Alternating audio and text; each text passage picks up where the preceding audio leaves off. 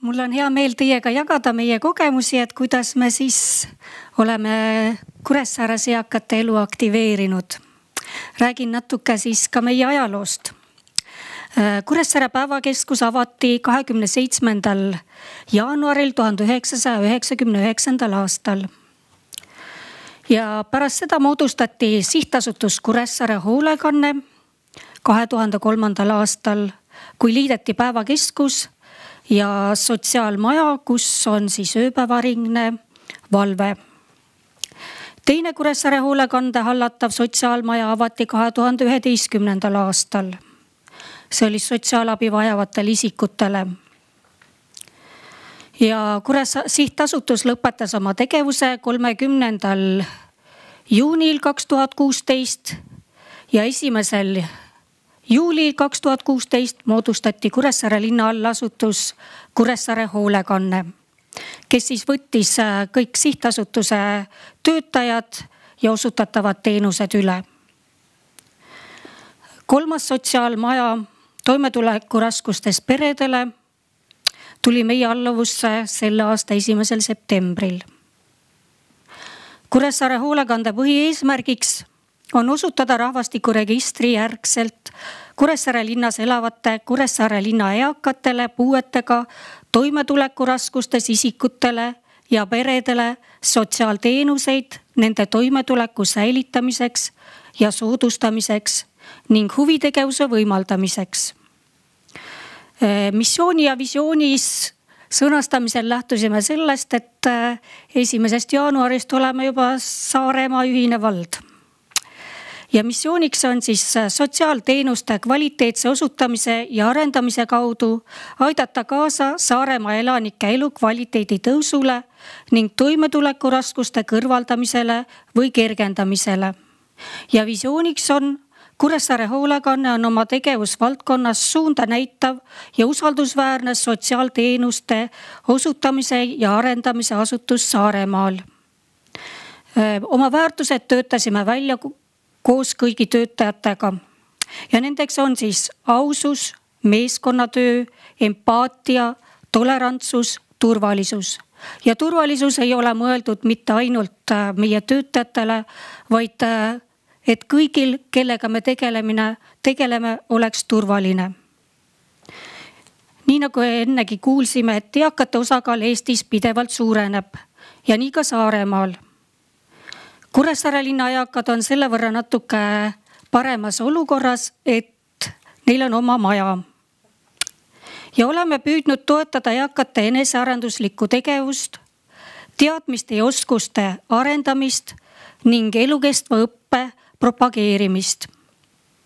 Meie päevakeskust külastavad valdavalt eakad ja erivajadustega inimesed, kelle jaoks on maja kokkusaamispaigaks, et omavahel aktiivselt suhelda, veeta oma vaba aega ja end mugavalt tunda, võtta osa erinevatest huviringidest, osaleda mitmesugustes töötubades, käia kuulamas loenguid elulistel teemadel, tähistada koos omaealistega pidulikult tähtpäevi, saada osa pakutavatest teenustest, nagu näiteks pesta pesu, käia saunas või duši all, kasutada juuksuri või iluteenust ja palju muud.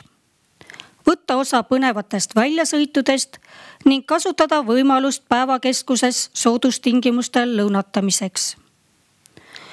Huvilistel on võimalik osaleda ka mälumängus, kus saab oma teadmise proovile panna. Sel aastal on oma teadmistega hiilanud 6 võistkonda. Avatud on ka arvutiklass, kus soovijatel on võimalus osa võtta nii algajate kui edasi jõudnute arvutiõppekursustest või kasutada avalikuks kasutamiseks mõeldud arvutit.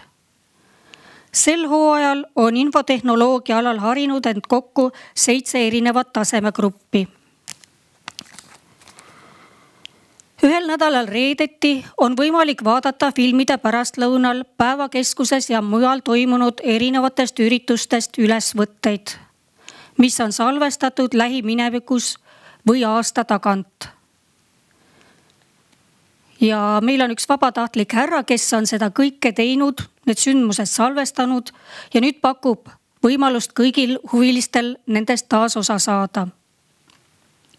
Reedesed nostalgiahetked toovad rahvast kokku endisi aegu meenutama. Ja siis üle nädala reedeti saavad siis ka lauluhuvilised laulda tuntud laule. Ja meil on üks tore vabatahtlik proua, kes siis pakub seda võimalust kõigile päevakeskuses.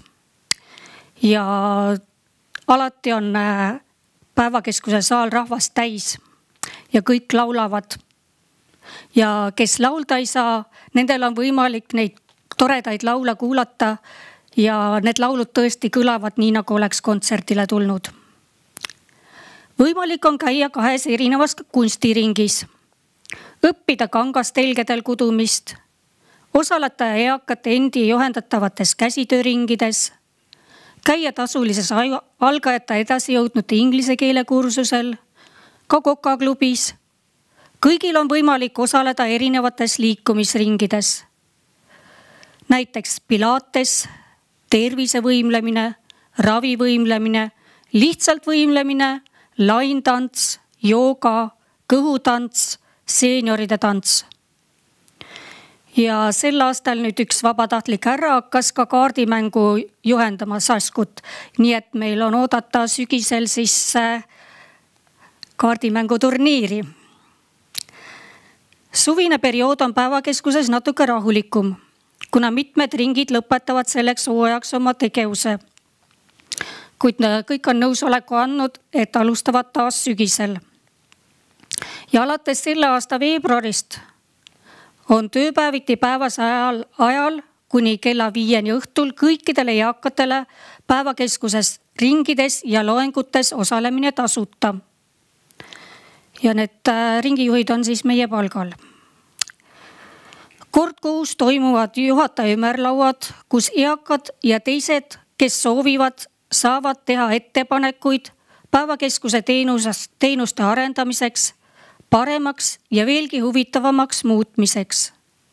Nendelt ümarlaudadelt on saadud ettepanekutest välja kasvanud mitmed huvitavad tegevused, ringid, erinevate loengute teemad ja ühisürituste ideed. Vähemalt kord nädalas toimuvad loengud või vestlused elulistel teemadel. Näiteks tervishoiust ja praegu on mul tore näha siin doktor Saima Tischlerit, kes käib pea iga kuu meile loengut pidamas. Aitäh sulle!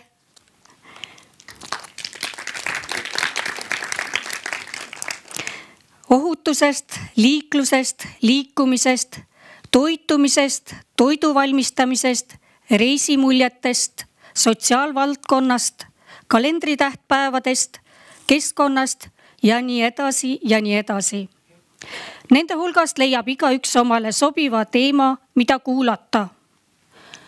Huvitavaks sündmuseks on saanud ka see, et enamasti igas kuus käib päevakeskuses keegi tutvustamas enda omapäraseid hobisid. Ja siin on nii mõnigi vanaproua nalja teinud, et meil võiksid olla toad, kus saaks lausa elada, et nii palju üritusi ja huvitavaid tegemisi, et ei tahakski koju minna. Kord kuus toimuvad kontserdid või etendused või laulutantsu pärastlõunad või tähistatakse koos pidulikke tähtpäevi. Enamasti on igas kalendrikuus mõni oluline riiklikult tähtis päev, mida ka päevakeskuses tähistame. Aastaringselt on päevakeskuses võimalik igas kuus vaadata hobikunstnike ja fotograafide ja teiste ilutegijate kätetööd, mis avatakse pidulikult iga uue kalendrikuu alguses. Võimalusel on plaanis soetada ka mõningaid saalis treenimise vahendid, kui ka välissporditarbeid. Eakad on huvi tundnud mehaaniliste masintreeningvahendite vastu, erinevast raskuses antlite, diskgolfi vahendite ning kõnnikeppide vastu. Edukalt toimib päevakeskuses koostöö majas tegutsevate eakate organisatsioonidega. Saaremaa seeniormeeste klubi. Ja siin oli mul ka vestlus, et ilmselt ma kohtun ka siin Nõmme meestega ja siit ka siis nende tervitus edasi anda. Ja ka siis Kuressaare pensionäride ühendus ja kes korraldavad siis põnevaid väljasõite nii Saaremaal, Eestis kui ka välismaal ning on suureks abiks päevakeskuse ürituste korraldamisel. Koos mõeldakse, kuidas eakate igapäevaelu elavdada ja planeeritakse ning korraldatakse ühiseid üritusi, et päevakeskuse maja täita sihtgrupile sobivate tegevustega. Mitmesuguseid tegevusi oleme teinud ja planeerinud edaspidi teha koos lastega, et erinevad põlvkonnad saaksid kombeid ja traditsioone jagada. Meil on toimunud 2 nutiseadme koolitust, Muna õpetab kana, kus noored jagasid juhtnööre ja kogemusi kaasaegsete infotehnoloogiliste vahendite kasutamisvõimalustest. See oli väga populaarne mitte ainult eakate hulgas, vaid ka lapsed olid vaimustuses ja küsisid aina, et millal uuesti saab tulla. Ja praegu on plaanis sügisel uuesti jätkata, kuna vahele tuleb suvine koolivaheaeg. Meie majja on oodatud huvitavate ideede teostamise valmidusega vabatahtlikud, kas koolipraktika raames või huvist eakatega tegelemise vastu. Oleme ka praktika baasiks Kuressaare ametikoolile. Päevakeskuses on võimalik soodustingimustel lõunatada. Meil on rikkalik menüü ja maitsvad kodused toidud. On võimalus osta sooja toitu ka koju kaasa, nii meie kui oma pakendis. Süüa hommikusööki, juua kohvi või teed, mõõta kolesterooli, vererõhku, veresuhkrut, kasutada tööpäevadel päevasel ajal ürituste korraldamiseks ja isiklike tähtpäevade tähistamiseks päevakeskuse ruume. Eakatelt on tulnud palju kiidusõnu maitsvate ja odavate toitude ning mitmekesise menüü kohta. Lisaks ka meeldivale teenindusele. Samuti on keskuse külastajatel võimalik lugeda värskeid ajalehti, raamatuid ja neid koju laenutada. Oleme mõelnud ka vanavanemate peale, kes tulevad oma lastelastega päevakeskusesse, et lastel oleks aeg sisustatud meie väikeses lastemängunurgas. 2015. aastal hakkasime tegelema ka Elvisense videohooldusteenuse saadete korraldamisega, kus toimusid erinevad loengud, kontserdid, ühislaulmised, toolivõimlemine, mälumäng, raamatute ettelugemine ning palju muud. Lisaks kanti üle päevakeskuses toimuvaid loenguid ja üritusi, mida oli võimalik ka kodus vaadata. Paraku katkesid meie kontaktid Teliaga 2016. aastal. Tööpäevadel peale päevakeskuse sulgemist ja nädalavahetustel on võimalik päevakeskuse ruume rentida tasu eest. Lisaks sellele pakub ka Kuressaare hoolekande päevakeskusest veel igapäevaelu toetamise teenust, kus meil on võimalik pakkuda teenust 30 inimesele. Teenuse saajatel kujundatakse iseseisvat toimetuleku tööoskust, juhendatakse sotsiaalsete suhete loomisel, säilitamisel ja arendamisel. Ja ka toetatud elamise teenust, kus meil on võimalik pakkuda teenust 20 inimesele.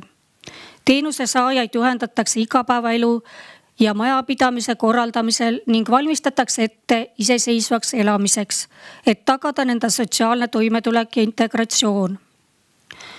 Päevakeskuses pakume siis koduteenust eakatele ja puuetega inimestele, mida osutatakse isikutele kodustes tingimustes. Kas oli märk, et lõpetada?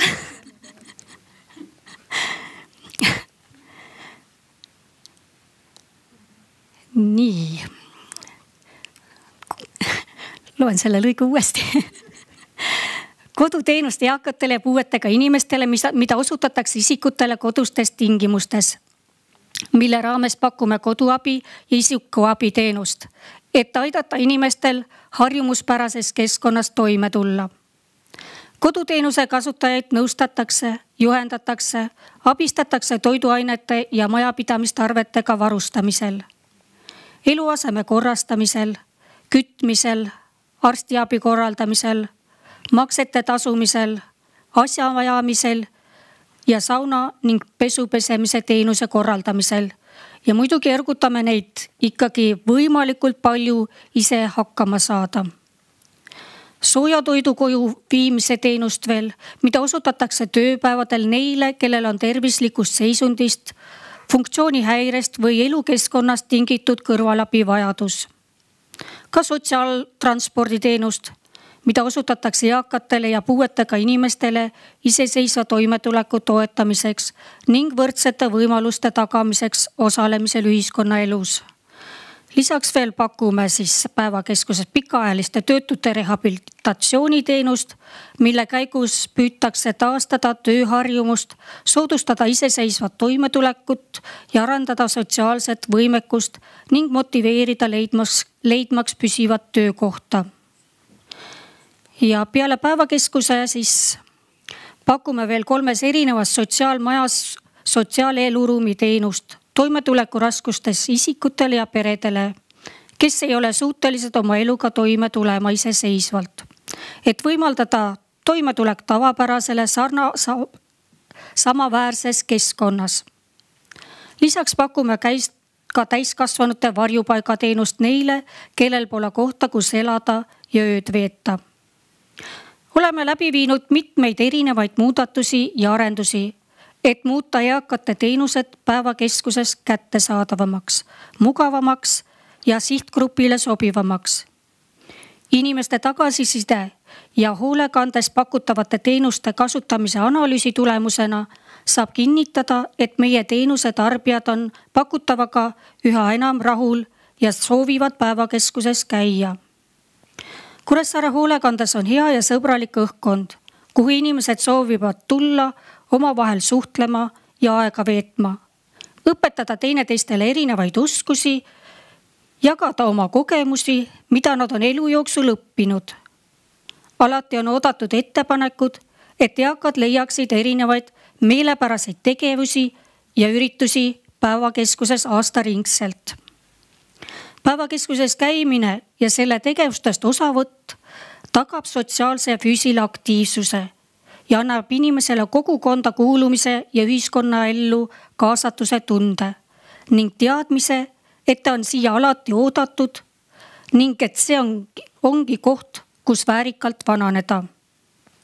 Kuressaare hoolekande pakutavate teenuste ja võimaluste kohta leiab infot päevakeskuse infostendidelt, mida eakad pidevalt ka jälgivad või helistades meile või veebilehelt www.kuressaarehoolekane.ee. Ja lõpetuseks tahaksin öelda ühe eaka tänusõnad. Et kui külla minna, siis tuleb uksele koputada. Aga siia meie päevakeskusse tuleb ta nagu oma koju. Aitäh, Ene. Siin oli praegu küll nii palju häid näiteid. Esiteks see, et omavalitsus on võtnud sellise ettevõtmise oma tiiva alla. Ja teine asi, mis mul pähe tuli, oli küll see, et nüüd on vaja küll seda kuldnõustajat, eks ole, et neid ringe ja tegevust oli nii palju, et on vaja kedagi abiks, kes annaks õigesse ringi. Meil on väga tore meeskond, super. Väga hea. Nii, kas saalist tuleb küsimusi? Kui palju teenuse saajaid nädalas, palju teil käib päevakeskuses inimesi? Päevakeskuses inimesi nädalas, ma proovin nüüd kokku lüüa. Päevas käib söömas kusagil üle 100 inimese. Kodudesse viiakse toitu kusagil 30 ringis, siis loengutel käib siis, kui on meil nädalas üks loeng, siis 30-40 inimest. Huviringides nädalas võib kusagil 200 ringis äkki käia. Palju Kuressaares üldse pensionäre on? Või neid on päris palju, et mingi protsenti nüüd ei ole kokku lugenud, sest et kindlasti on kodudes ka neid, kes välja ei tule. kahjuks.